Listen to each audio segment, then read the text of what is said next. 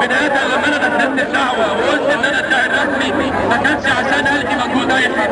اخواننا اللي موجودين في المنصة دول موجودين في المنصة عندنا لما انا كنت في التحرير كانوا هم في العباسية، لما انا كنت في التحرير كانوا هم في العباسية، لما انا كنت في التحرير كانوا هم في نصر، لما انا كنت في التحرير هم كانوا عند المنصة، وانا ما جبتهمش عند المنصة الا قبل اعلان نتيجة الرئاسة بيوم، فهم الاصل وانا الفرع.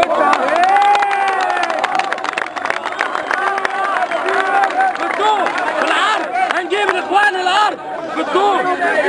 اتفرقت مننا عشان كان في شيوع في التنظيم.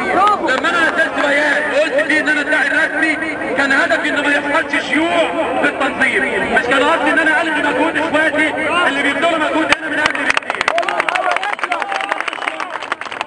الاستاذه نشوى والاستاذه وفاء والاستاذ الصيفي دول اللي انا اعرف اسمائهم الناس اللي هنا، بس في ناس ثانيه كتير بذلوا مجهود هنا. انا مش عايز الغي مجهودهم ولا عايز اشتتهم.